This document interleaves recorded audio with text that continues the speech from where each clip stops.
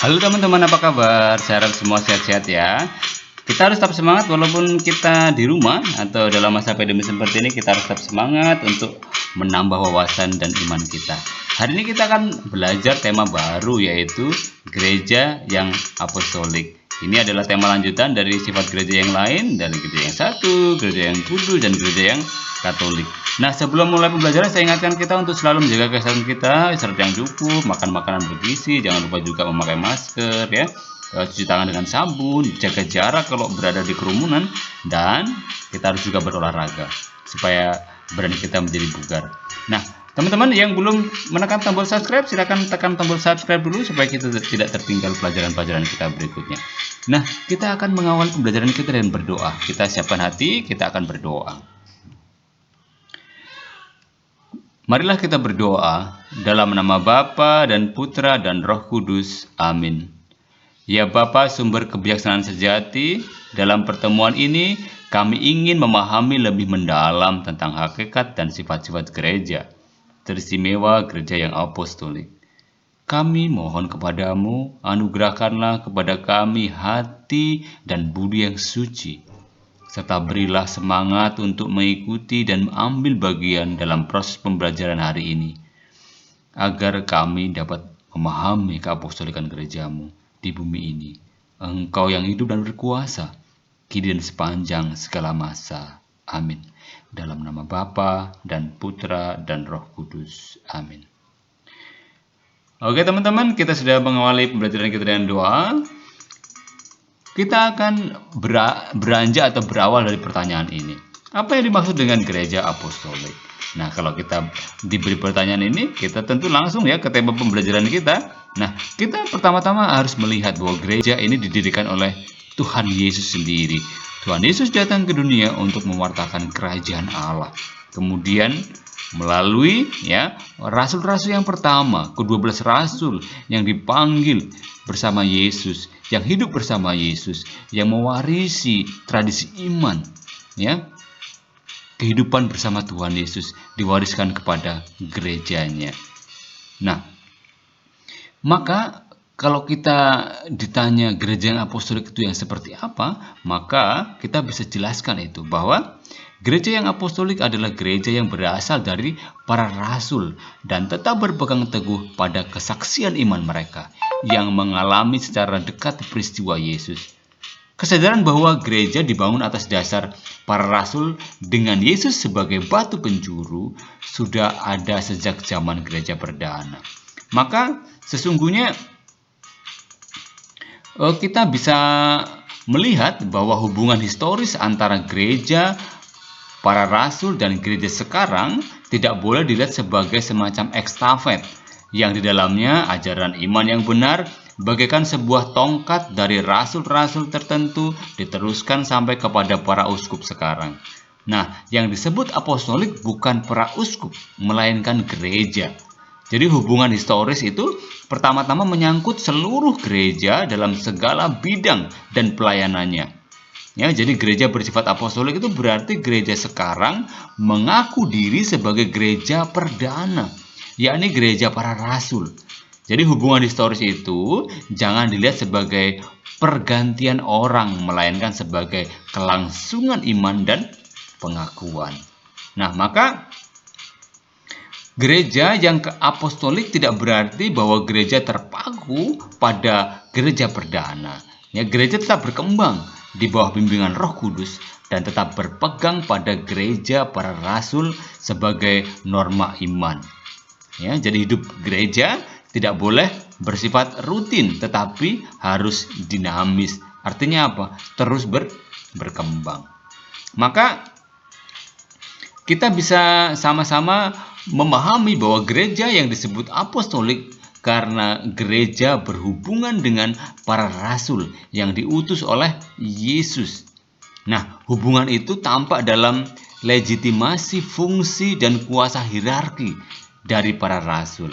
Nah, fungsi dan kuasa hierarki itu diwariskan dari para rasul. Dan ajaran-ajaran gereja diturunkan dan berasal dari kesaksian para rasul. Dan ibadat serta struktur gereja pada dasarnya berasal dari para rasul. Maka kita sama-sama bisa melihat bahwa gereja sekarang itu sama dengan gereja para rasul. Bahkan identitas gereja sekarang mempunyai kesatuan dan kesamaan fundamental dengan gereja para rasul. Ya, itu yang dimaksud dengan gereja yang apostolik. Jadi erat hubungannya antara historisitas atau sejarah bagaimana gereja berasal dari para rasul. Tidak hanya pergantian para rasul kepada uskup-uskup saja, tapi menyakup segala bidang. Nah, teman-teman, kita sebagai umat Katolik percaya bahwa memang Kristuslah yang mendirikan gereja dan mempercayakan otoritasnya kepada para rasulnya, para uskup yang pertama.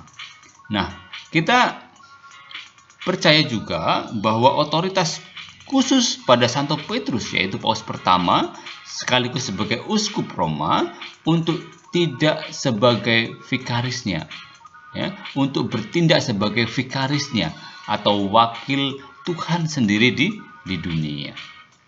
Ya, maka otoritas ini telah diwariskan melalui sakramen tahbisan suci dan apa yang kita sebut suksesi apostolik dari uskup ke uskup, dan kemudian diperluas ke imam dan diakon. Inilah tradisi gereja yang bersifat apostolik.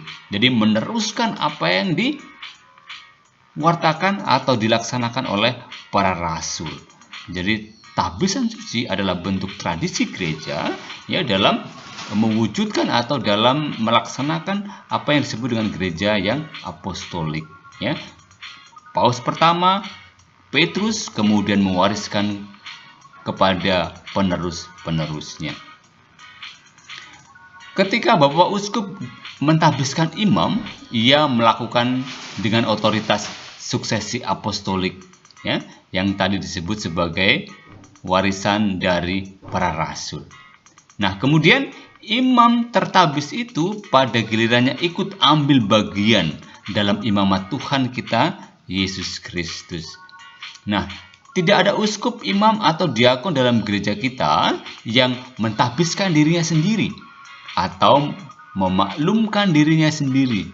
Saya imam, saya uskup, saya diakon. Tidak, melainkan ia dipanggil oleh gereja dan ditahbiskan ke dalam pelayanan apostolik yang dianugerahkan Tuhan kita kepada gerejanya untuk dilaksanakan dalam persatuan dengan Paus. Jadi gereja yang apostolik berarti warisan iman seperti yang kita dapati dalam kitab suci dan tradisi suci yang dilestarikan, diajarkan, dan diwariskan oleh para rasul.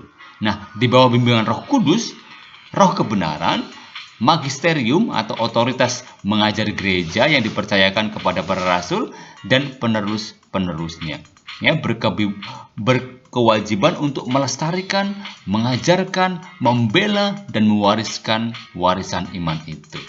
Nah, itulah kemudian yang menjadi sifat gereja yang apostolik itu.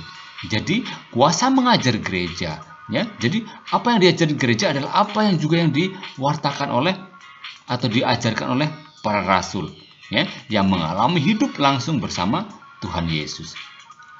Nah, teman-teman, kita bisa melihat bahwa perintah resmi Kristus untuk mewartakan kebenaran yang menyelamatkan itu oleh gereja diterima dari para rasul dan harus dilaksanakan sampai ke ujung bumi.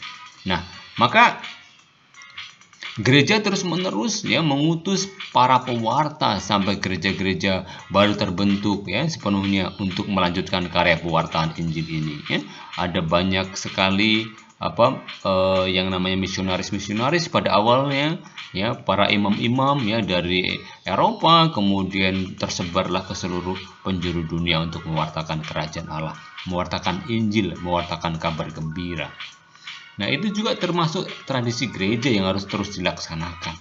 Pewartaan inilah yang kemudian kita warisi sebagai tugas apostolikan kita, kerasulan kita dalam mengikuti Kristus secara baik dan benar. Hari ini kita sekali lagi diajak untuk memahami keapostolikan gereja, sehingga kita semakin terdorong sebetulnya untuk ikut serta mewujudkan nilai-nilai luhur Injili dan memperjuangkan satu dunia yang lebih baik untuk seluruh umat manusia tanpa pandang bulu. Nah, teman-teman, itulah pembahasan kita ya seputar sifat gereja yang apostolik ya. Jadi peran para rasul yang hidup bersama Yesus, yang semangat hidupnya, yang pendalaman imannya, ya kemudian itu diwariskan kepada gereja. Nah teman-teman, kita akan mengakhiri pertemuan kita dengan doa. Saya harap tadi penjelasan kita mengenai gereja yang apostolik itu sungguh-sungguh bisa sampai kepada pemahaman kita. Kita akan mengakhiri pertemuan kita dengan berdoa. Marilah kita berdoa. Dalam nama Bapa dan Putra dan Roh Kudus. Amin. Terima kasih ya Bapa atas penyertaan-Mu dalam pertemuan kami hari ini. Kami telah memahami rencana penyelamatanmu untuk seluruh umat manusia melalui gereja. Juga penyelamatanmu atas kami yang berpangkal pada tradisi para rasul. Kami mohon ya Bapa, jadikanlah kami pewarta-pewarta kabar sukacita di tengah-tengah masyarakat kami, agar setiap orang menemukan kebahagiaan sejati, baik di dunia ini maupun dalam kemuliaan kekal nanti. Demi Kristus Tuhan dan pengantara kami. Amin. Dalam nama Bapa dan Putra dan Roh Kudus. Amin. Oke teman-temanku, sudah selesai pembelajaran kita hari ini. Seperti biasa ada evaluasi yang harus kamu kerjakan. Yang pertama, apa arti sifat gereja yang apostolik? Ya, tadi sudah saya jelaskan agak panjang lebar tadi ya. Kemudian jelaskan berbagai tradisi gereja yang menunjukkan ciri apostolik. Tadi sudah ya. Ya misalkan tradisi tabisan suci ya, uskup mentabiskan imam ya, juga ada tradisi-tradisi yang lain, misalnya nanti juga ada tradisi pengampunan dosa ya, yang gereja diberi kuasa untuk mengampuni dosa dan itu juga diwariskan kepada kita. Juga yang terakhir, apa usaha-usaha gereja untuk mewujudkan sifat-sifat apostolik pada zaman ini ya. Jelas ya, tadi gereja itu tidak statis tapi dinamis, selalu berkembang bersama zaman ya, tetapi tetap mempertahankan yang namanya magisterium ya, atau kuasa mengajar gereja yang tetap mempertahankan, membela dan mewartakan apa yang para rasul sampaikan atau ajarkan atau wariskan. Oke teman-teman, terima kasih sudah mengikuti pembelajaran hari ini. Sekali lagi yang belum tekan tombol subscribe, silahkan tekan tombol subscribe dulu. Kalau suka dengan pembelajaran ini silahkan tekan tombol like. Kalau kurang suka ya dislike. Oke, sampai ketemu di pertemuan atau video pembelajaran berikutnya. Tetap semangat, Tuhan memberkati, Tuhan mencintai kita, Tuhan ingin supaya kita hidup bahagia. Tuhan Yesus ingin supaya kita menjadi anak-anak yang murid-murid Yesus yang memang mau mewartakan menjadi saksi iman. Oke anak-anakku, teman-teman terima kasih. Sampai bertemu kembali di pembelajaran kita berikutnya. Bye-bye, Tuhan memberkati. God bless you.